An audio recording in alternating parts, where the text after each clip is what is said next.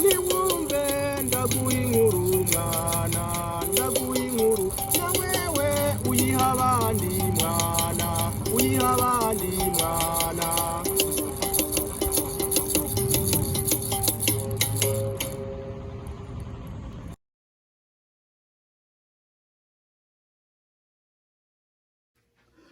Barundi kazi mwebwe mwese mwumva ururimi rw'ikirundi ndabahaye mwiriwe ndabahaye mwaramutse.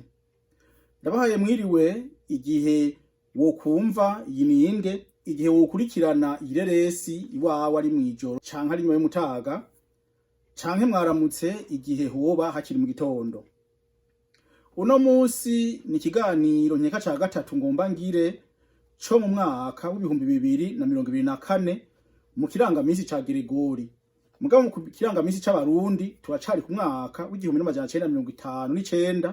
Mu minsi iri imbere tuzoshika mu mwaka w'1960.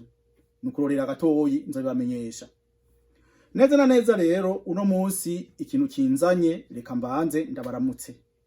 Mwebwe mwese mukurikina kino kiganiro murakaramba murakagwira muragahora ku ngoma, murakagira iyo muja niyo muva, murakagira abo muramutsa n'abaza kubaramutsa, murakagira ivyo mutanga n'ivyo musigarana, murakagira impundu n'impuzu, murakagira ibanga n'ibango mubangira mw'imbuto. Hanyuma mwebwe muri imbere ari mwisize muca amabango, abakurikira nabo bashiremwe imbuto, abari inyuma nabo barazanganye hase neza, hanyuma Imana niya turungikira imvura hanyuma turonke umwimbu w'ivyo twari dukeneye. Jewe rero umwaka nzobipfuriza ni umwaka w'1960. Ubu gusa ku mwaka wa Gregori, abakurikirana ivyo kwa Gregori, Imana irakumva ibisabisho vyanyu yongere ibishire mu ngiro. Nta muntu numwe agira ngo mana ngo mfasha ngo nice naka, ngo mana ngo mfasha ngo nibe naka. Ibiganiro ivyiyumviro mufise vyiza bikaba arivyo mushaka ko Imana yoshitsa bibe arivyo izobashikiriza imbere, hama muheze murambe muri uwo mwaka mwebwe bakuwa Gregori. Twebwe bo mu mwaka w'1959 turacabandanya. Uno munsi rero jewe nzanywe no kwirenganura. Mu minsi yahera naravuze yuko hari umuntu yitwa Ntungwa nayo Bernard ama mu Bubirigi yanyivye ivyiyumviro. Hariho n'uwundi muntu aheruka kwiyitirira ibindi bintu ngo niwe yatanguye kubivuga, ngo niwe yatanguye kubwira leta ngo ikora ibintu, nanje je nabitanguye kubivuga. Singomba kubivugira ngaha, nivyo ari karavuga asaba ngo leta ikore sinovyiyitirira, naho yovyitirira ntaco. Mugabo aramazi yuko je natanguye kubivuga igihe nariko ndiyamiriza umututsi w'umwenengwe yitwa Bg'Úkubāndwa. Aho nariko ndamwiyamiriza mu biganiro indwi, hari ikintu nasavye leta, ni jewe natanguye kubisaba leta. Uwo muntu rero w'iburaya yigira umuntu akomeye gose, yigira umuhinga, yigira umuntu azi ivy'intwaro, azobanza ashire hasi. Ni jewe Ntāfátiro Patrice natanguye kuvuga nti leta dusigurire ivyo bintu. Naho yoza rero yoza avuga ibindi, yoza avuga ati nkuko Ntāfátiro yari yabivuze, nkuko ndi yari yabivuze, mugabo nije natanguye kuvuga nti leta dusigurire ivyo bintu. Wewe rero ugomba kwigira umuntu umuhinga gose, ngurazi ngo ibintu ngo ibiki, narinumiye kubera nta kamaro bimfitiye. Ninakenera kuvuga ibindi nzovuga ibindi, mugabo kandi wenda kubwire nti wewe ivyo bintu nije nabigutanzeko mu kiganiro. Wewe uruza kubivuga mu nyuma, naho woba uri iki, naho woba uri umuntu akomeye gose, ndakure kukamenga ntavyo numvise. Mugabo nije natanguye gusaba ivyo bintu leta. Wewe rero nawe uzo gatangura kuvuga ngo urumva ngo leta ngo izotubwira ibi, izotubwira ibi. Ni jewe Ntāfátiro Patrice natanguye kubivuga. Mugabo ntaco niwidigadige hanyuma uvuge ko ari babitanguye. Mugabo nije nabitanguye, ababizi barabizi ko je nabitanguye. Uwo n'umuntu urumva wa mbere yitwa Ntungwa nayo Bernard yanyivye ivyiyumviro, uwundi anyiba kumva naratanguye gusaba leta ngo itubwire ibintu biraho. Ubu naho jewe naragize ikiganiro c'ukubandwa.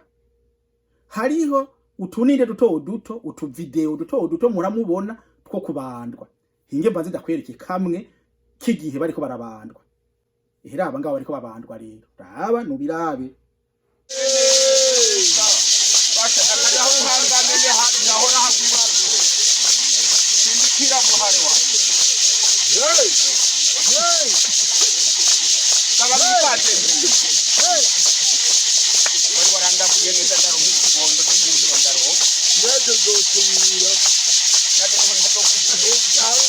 ufite ntugatumere n'inyuma imana izasagare mu Burundi usumire abana bawe mwana utsinde amahanga hey kwa nka pandele ko yutene gushoka yimari kumugoro Uburundi wa mu busengera kandi ntiburatikara utsinde amahanga mahanga uzasagare mu Rwanda hey aho rero urahejeje kubona ako kaninde kukubandwa aho ni mu ntara ntwaro ya Mwaro muri komine ya Gisozi niyo twari twagiye neza na neza byagenze gute jewe ndakubwiye ngo Ntāfátiro Patrice nije nafashe umugambi wo gutegura iyo ninde n'ivyo bintu byose bijanye no kubandwa wo kubesha ivyo bintu umuntu yabitanguye n'umufurere yitwa Vincent Bizimungu uwo Vincent Bizimungu nawe ico ciyumviro cuko tuza gukora ikiganiro cyo kubandwa camuje mu gute ndasoma ivyo yanshikirije iciyumviro cyo kuja kuraba uko babandwa cavuye ku mwigisha yitwa Ninahazimana Adrien yigisha mu mwaka wa gatatu muri psychologie clinique sociale kuri UGL Université des Grands Lacs kaminuza y'ibiyaga bigari mu cigwa citwa psychologie interculturelle uravyumvise umwigisha yitwa Ninahazimana Adrien hanyuma akaba yigisha muri psychologie clinique et sociale kuri UGL Université des Grands Lacs kaminuza y'ibiyaga bigari i Bujumbura mu cigwa citwa psychologie interculturelle niwe uwo mwigisha yasavye abanyeshure ibintu nk'ivyo hanyuma uwo mufurere Vincent Bizimungu acakoriki acaja arampamagara ati Ntāfátiro Patrice wewe umengo urazi ibintu vyinshi ibintu vyo kubandwa navyo urabizi ntego ndabizi ambwira ngo bigenda gute ndamubwira nti reka rero turondera ingene twubandwa kubera nari narabonye ninde y'umuntu yitwa Ngurube Claver uwo nawe akaba ari umujenama wa buramatari w'Imwaro ndamubwira nti mwebwe hiyo ko mubandwa ko mukibandwa woshaka kutureka tukabandwa atego ico naciye nkora niki naciye nandikira nyene icubahiro Petero Nkurunziza umukuru w'igihugu c'u Burundi Imana imwakire mu birimba vyayo bitagatifu naciye ndamwandika ndamubwira nti jewe nipfuza kugenda kubandwa kandi nta buryo mfise ubu nabo mfashiki hanyuma aratuma ujejwe ibintu nk'ivyo ati mubaze amafaranga akeneye jewe ndabiharura nsanga nkeneye imiliyoni 5 igituma nari nkeneye imiliyoni 5 hari kubera iki hariho n'iyindi migambi ibiri ikijana niyo bikaba ari ngiye gukora mu Burundi uwo mwaka wari umwaka wa 2019 nagomba gukora iki nagomba kugenda izina mu ntara ntwaro ya Bubanza hanyuma nkagenda kugira ngo nje ku rubugu rwande urubugu rwa Kirima ngugo nururabe amafoto ngayo urayabona naragiye hariya izina kuri ya musozi muremure cyane cyane abantu muri iyizi abantu babaye izina abantu bakoreye izina mwese muri iyizi yasi ngomba kubavuga amazina mugabo muri iyizi naciye ngenda izina nkuko mubona ayo mafoto yerekana ko nagiye ku rubugu rwo kwa Kirima aho hantu naho nahajanywe na Patiri Conrad Bucumi wo mu ntara y'ubutumwa ya Bubanza Diocese de Bubanza niwe yanjanyeyo hanyuma rero turagenda tukaba twabishobojwe n'umubikira yitwa Mama niyo kindi oda uwo nawe akaba yaritije imodokari ko imodokari nje natwaye yari imodokari isanzwe kandi naho izina kugira ngo haduge haragoye kuja.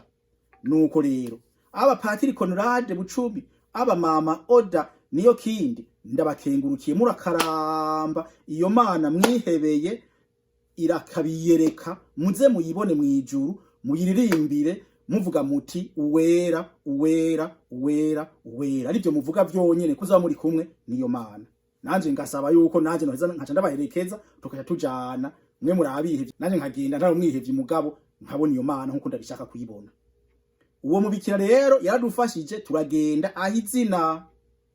Hanyuma uwundi mugambi nari nkeneye wa gatatu wari umugambi wo kuja hehe, kuja gutohoza ibintu vya Inamujandi. Je nagiye gutohoza ibintu vyo kwa Inamujandi, nkuko mubona ayo mafoto. Hariho umuntu yitwa Baransoba Pascal. Uwo Baransoba Pascal mu 2019 yari afise imyaka 111. Ubu rero ko harenze ku imyaka 4 afise imyaka 100 n'imyaka 15 kandi aracariho. Ibandi yamuhangaza ninasubira mu Burundi dusubire tubonane. Hariho n'ikiganiro Patiri Conrad Bucumi yagiye kumugirira ko kugira ngo azokindungikire, ntarakindungikira mugabo nicaza naco nzokibereka. Ayo mafoto yose mwari kumurayabona. Iyo migambi itatu rero niyo nabwiye nyene icubahiro Petero Nkurunziza ndamusaba n'amafaranga. Murundi Imana irakamushira mu biganza vyayo, yame mu birimba vyayo bitagatifu, yanyandikira 5,000,000. Ndagufinde jewe amafaranga naronse iraba iyo foto uri kurabona, nariko ndashira ku mukono ayo mahera ko ndayaronse. Amahera nashiziye ku mukono ni 3,000,000. Ndaraba gutera induru je banyemereye 5,000,000, hama nkaba ndonse 3 nca ndirya rero ndiyambara. Hanyuma rero mba naronse n'ivyo kugenda igisozi kubandwa. Uburenda garutse wa mufurere Bizimungu Vincent, uwo mufurere nawe akaba ari umuntu wo mu muryango ndaza kurondera hama ndababwira neza na neza. Rero uwo mufurere rero tubaheza tubajana, ngomba ndababwira ingene ibintu vyagenze. Igituma je ndiko ndasaba leta y'u Burundi kwibwirizwa kumpa ninde yanje ikongera ikanjumbusha ndavuga ingene vyagenze. Jewe tuvuganye na nyene icubahiro Petero Nkurunziza yambwiye ati none Ntāfátiro Patrice uzogenda gute ahimwaro. Ndiko ndaraba nti muri twadufaranga wamfashisha nzora bigeno bigenza. Ati hamagara Rtnb insamirizi nimbonesha kure y'u Burundi wumve ico bogufasha. Ncandaramiriza ndahamagara umuyobozi mwishikira directeur general wa Rtnb w'ico gihe 2019. Ndamuhamagara njewe naronse udufaranga dukeya tugenda imwaro kubandwa, none noshobora kuronka abantu bamenyesha makuru twujana. Arambaza ati umukuru w'igihugu arabizi, ntiyego muhamagare umubaze. Nkeka yaramuhamagaye barabivugana, hama niko kugaruka kambwira ati ego navyumvise ko ivyo ari ivyo. Imbere yuko ivyo bintu ndavinda bishikira, wa mufurere Vicente Bizimungu yaranditse amakete, ndandika amakete. Jewe nandikiye umukuru w'igihugu, nawe yandikiye buramatari w'imwaro. Buramatari w'imwaro ntiyashotse amwishura neza, kuburyo ari jewe nabwirijwe kwandika kugira ngo dushobore kwishurwa. Hama turafata amatariki neza, turavugana ingene bizogenda vyose. Umwubaka Ngurube Karaveri arabidufashamwo. Twarifotozanije n'uwo Ngurube Karaveri mugabo ifoto twifotozanije nayibuze. Mugabo mwabonye amafoto aho nagenda hehe, aho nagenda ku Kasumo ka Mwaro, twaragiyeyo tweje kubandwa. Umviriza rero, uwo muyobozi mwishikira wa Rtnb wa Radio Television Nationale du Burundi, insamirizi nimbonesha kure y'u Burundi, arandukira umuntu ajejwe insamirizi radio, arandukira umuntu ajejwe imbonesha kure televizion, abo ni babiri. Arandungikira n'umuntu azoza aravyandika, babaye 3. Arandungikira n'umushoferi, babaye 4. Arandungikira n'abaje abantu usanga bafata ivyuma biriko amamikro kugira ngo batore amajwi. Abo bantu bose hamwe bavuye muri Rtnb, bavuye muri radio na televiziyo y'u Burundi, insamirizi n'imbonesha kure y'u Burundi bashika 8. Bari abantu 8 bose hamwe. Baje mu modokari zibiri. Je nanje nari mfise indi modokari yiwanje, twagiye turi kumwe n'uwo mufurere. Imodokari zitatu. Murantegera neza. Umuyobozi mwishikira muri radio televiziyo y'u Burundi yampaye gusa imodoka itagira igitoro c'imodokari zibiri nije nakiguze, nico gitoro c'imodokari wanje nije nakiguze.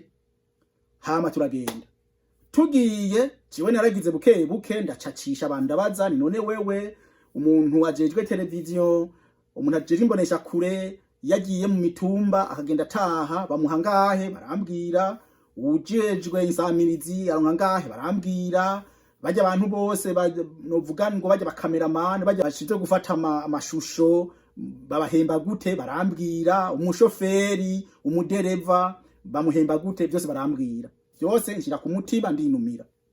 Turavumbuka ibujumbura, turagiye imwaro, turashitse kwa buramatari, turabonana n'umwubakwa ngurube Claver, turagenda. Tugiye tubanza guca gufungura, jewe ndabafungurira ukuri kwamye, ibintu birazimbutse imwaro ngabo ntaco. Abo bantu bose twari kumwe ndabagaburira, nongera ndabanywesha umwe wese ukwanywa gushika kumva yuko inyota iheze. Turarishe ndagiye, turagenda aho hantu turabanzwe. Abantu bose babanzwe bashika 45. Murababona noneho iyo abantu bariko barabandwa ni benshi, barabe na ku mafoto ni benshi cyane, bashika 45 bose bararishwe, bose narabarishe kandi bararishwe neza. Bavuga bati bwa bundi twara twibaza ko abazungu ari abantu novuga ngo basukundi, bati bwa bundi abazungu turabonye nabi wacu. Kuko narababajije none igihe haje nka radio television nationale du Burundi Rtnb, igihe haje insamirizi n'imbonesha kure babahaye ngahe, barambwira. Naciye ndabagwiriza na kabiri. Abo bantu bariko barabandwa nabagwirije kabiri umwe. Ukongera ko uwo mwubahwa ngurube Claver hariho ubundi buryo yari yarakoresheje, yari yaragiye kubarondera, yari yaragize gute, ikintu cyose cyakozwe nijewe nakirishe. Ndakiriha mu mafaranga nkuye ku mukuru w'igihugu, umugabo yari gwanje. Urumva rero ibitoro by'izo modoka abo bantu bose ndabarishe. Hanyuma umuntu wese twajanye muzi ikintu cyitwa frais de mission, amafaranga babaha y'agashumbusho, nabarishije nabanywesheje, nabahaye umushahara uhabwa nongera ko 33 ku muntu umwe. Twumvikane neza, murazogomba mu mpinyuze. Umuntu wese amahera bamwandikira, basanzwe bamwandikira, je narenza ko 30. Jewe niyo narenzako ko navuga nti umukuru w'iyo yampaye ntako no yicarako, amafaranga yampaye akora ico abwirizwa gukora. Wantegereye abo bantu rero ndiko ndabivuga kandi abisubiramo. Je Ntāfátiro Patrice ntatakata bitarara mu nzira, je ndiko ndavuga ibintu ndabivuga nkabisubiramo. Abantu bose twajanye narabarishe, n'ibitoro narabirishe, nta kintu kimwe ntarishe. Ikintu ntarishe ni amortissement y'imodokari. Amortissement y'imodokari nukuvuga uko biri kose izo modokari zavuye Bujumbura zikagenda imwaro zaraheze. Nukuvuga uko biri kose zaraheze kubera imodokari ivuye Bujumbura ikagenda Igitega, ikava Igitega ikagaruka Bujumbura, sisho kimwe n'imodokari yagumye hakazi Bujumbura uyi ikaye. Jero nta amortissement narishe, mugabo ibitoro narabirishe byose uko byakabaye. Aho rero ntunyumvise, iyo ninde irakogwa, iyo ninde irahera. Je Ntāfátiro Patrice ndayibaza ibujumbura, ndashobora kuronka iyo ninde ngororera gatoyi. Nkabaza umugabo twajanye ngororera gatoyi, nkabaza umupfasoni twajanye ngororera gatoyi, nkabaza ubundi ngororera gatoyi, nkabaza ubundi ngororera gatoyi. Rorera gatoyi gushika uno mwaka mu 2024. Haheze imyaka 5. Igitumye ndabivuga uno munsi ni giki? Hariho umuntu umwe twajanye imwaro. hari umuntu umwe twajanye imwaro. Uwo muntu twajanye imwaro amaze kumva ivyo nyene ubweranda Papa Francisco aheruka kuvuga, ivyo aheruka kuvuga mwese murabizi, singomba kubisubiramo kubera ikiganiro canje ntikijanye n'ivyo. Ivyo aheruka kuvuga murabizi, byateye induru, abantu bose bavuga ibi, abandi bavuga ibi, abandi bavuga ibi, abandi bavuga ibi. Hariho umuntu rero twajanye, kubera abo twajanye bose ndabafise amanimero y'ibitega, amanimero de telefone yose ndayafise. Umuntu umwe rero twajanye yarafashe akavideo kamwe, arafata ninde imwe, iyo ninde acayigira gute, acarayirungika mu migwi myinshi, avuga ngo nyene ubweranda Papa Francisco rero ngo ko yavuze ivyo bintu ngo abarundi ngo bace basubira kwibandigwa. Muri ico gihe rero jewe Ntāfátiro Patrice mbanjemwo muri ivyo bintu Papa yavuze, mbanjemwo ko ivyo bintu arije nabigirishije. None ngo uwo muntu atanguye kubesha ngo abarundi ngo batanguye kuja kubandwa. Ndabasavye mw'abantu muzi yuko twajanye, ndabasavye mw'abantu muzi yuko umuntu wese namurishe, mw'abantu muzi yuko je n'ibitoro nabirishe, ndice amafaranga y'ibitoro rero kuko twabivuganye n'abampaye imodokari. Rero jewe mw'abantu mukurikirana ibiganiro by'igihugu c'abarundi, mw'abantu mwebwe muzi yuko mwakoze ijya ninde, kandi mukayikora muzi yuko nabahembye, kandi mukayikora muzi yuko muje gukora ibintu byo kwa Ntāfátiro Patrice. Ikintu ca mbere nsavye ngiki, mukanagare ijya video isa neza muyirungike ku nyandiko muravyo yitwa @gmail.com. Ngivyo biranditswe ngaho, @gmail.com, canke muyirungike ku nyandiko muravyo umuvugangoma @yaho.fr. Ngivyo murabibona, umuvugangoma @yaho.fr. muze mubirungike ngaho, canke mubirungike kuri telefone yiwanje ku gitega ciwanje, naco ni uteranya rimwe 613 981 2237. Ngivyo murabibona. Nkaca rero mbwira leta y'u Burundi, nkabwira leta y'u Burundi mpereye ku mukuru w'igihugu, nkacanza kumushikiranganje ajejwe ukumenyesha amakuru, kubera niwe yandungikanye abantu bagiye gufata iyo ninde. Ndabasavye mwigenga ubuntu bwanyu bugenga abarundi, muze mundungikire iyo video yanje, muze mundungikire iyo ninde yanje. Bibuze ko amafaranga data wanje yari yavuye kwa nyene icubahiro Petero Nkurunziza, muzoyijane muri presidence, muzoyijane kwa nyene inganje, ninagenda mu Burundi nzoyitora. Ntihazobura umuntu ava muri Canada akagenda mu Burundi, agiye mu Burundi nzomurungika aje kuyitora ayinzanire. Kira noneho nta nukumbwira ngo muzoyitwara kwa nyene inganje, nababwiye ahantu muzoyindungikirira. Sinumva igituma rero jewe muheza mukangufiriza, mukamfata gutyo ibintu narishe, mugabo mukihagira ibintu vyiwanje mukanga kubimpa. Naregeze kugira ikiganiro cy'ikintu cy'abarundi, ndavuga ko abantu b'abarundi ari abantu basuma gose, abantu basuma gose kandi bakakwiba. Ugasanga je umuntu nandikiye ambwira ngo bwira naka, ubundi mbwiye ngo bwira naka, ubundi mbwiye ngo bwira naka, uwaye makaca ambwira ngo mbenge ivyo bintu ngo bironderera iki, kandi bazi yuko vyose nabirishe, kandi bazi ko ibintu vyose bimeze neza. Rero ndasavye iyo ninde, iyo video ireke kuja hamwe n'ivyo nyene ubweranda Papa Francisco yavuze, mureke kuyifatanya n'ivyo yavuze. Ivyo yabivuze nk'umugatolika, jewe nanje ivyo nakoze nabikoze nk'umuntu ashigikiye idini ry'abasogokuru ry'ukubandwa. Kandi nkaca ngena ndakavuze, twebwe ntidusenga kiranga. Abantu basenga Imana y'abasogokuru ntidusenga kiranga. Kiranga ni nka Papa, kiranga ni nka Musenyeri, kiranga ni nk'umukardinali, kiranga ni nk'umuntu wese arongoye igisabisho, niwe yitwa kiranga. Uwo kiranga rero nawe akora iki? Kiranga araheza akabariwe shikira abantu ku Mana, akashikiriza ivyo bisabisho byabo, akabishikiriza Imana. Nuko rero uko naguye mvuga niko mbyutse mvuga. Icyumviro cyo kuja kubandwa imwaro nticavuye kuri jewe, cavuye kuri inde, kuri Vincent Bizimungu. Uwo Vincent Bizimungu akaba ari yagize gute, akaba ari we yabinshizemo kubera umwigisha yitwa Ninahazimana Adrien yabibasavye. Hanyuma akabimbaza, uwe n'umunyeshuri arondera amanota, nanje ngomba kuja kubiraba no kubimenya neza no kuvyiyibutsa, ncanza amafaranga muri leta, ayo mafaranga barayampa, hama turakora igikorwa ciza. Uwo munyeshuri araronka amanota yiwe, ariko jewe nta nakimwe ndaronka gushika uno munsi, nta nakimwe ndaronka gushika uno munsi.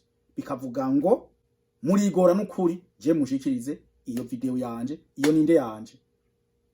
Wowe rero wariko urumviriza bino mvuze, ibintu ndiko ndavuga, ubishikirije umukuru w'igihugu uzobugize neza, ubishikirije Rtnb uzobugize neza, ubishikirije insamirizi ni mbonesha ko y'Uburundi uzobugize neza, ubishikirije umushikiranganje mu bintu akora harimwo Rtnb, harimwo insamirizi nimbonesha kure y'Uburundi uzobugize neza. Hanyuma nababwiye aho muzondonderera kugira ngo mume ibintu byanje, kugira ngo ubwo busuma bugabanuke. Birumvikana igituma na nyene inganje aguma yiruka kubasuma b'Abarundi baguma baca bagira gutya, ugasanga umukomye ngaha kajaja ngaha. Ni kumwe nabwira naka nakambwira ngo baza naka, ubundi ngo baza naka, ubundi ngo baza naka, bakantererana gushika iyi myaka yose ihere. Mugabo nari naranumye, mugabo ko ivyo bintu nakoze bitanguye kuca bijanwa no ku bindi bintu umuntu yavuze, n'ingene biko birabonwa ku isi, jewe sinogenda numye. Were wari kuravyumviriza, urakaramba, urakagwira, uragahora ku ngoma, urakagira iyuja n'iyuva, urakagira aburamutsa n'abakuramutsa, urakagira ivyo utanga n'ivyo usigarana, urakagira ibanga n'ibanga ubangiramwo imbuto, urakagira impundu n'impuzu, uragateba gutanga ntebe guturikisha. Ikibirengeye vyose urakarengana abanzi barengutse, urenguke abanzi barenganye, ariko bishitse mukarengukira icarimwe, bobo bazorengukira ukurengwa.